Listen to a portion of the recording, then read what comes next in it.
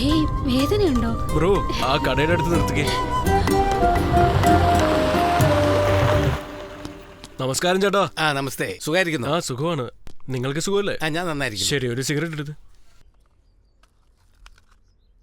Madam വന്നില്ലേ മോനെ? ആ വന്നിട്ടുണ്ട്, കാറിലാണെന്നുള്ളൂ.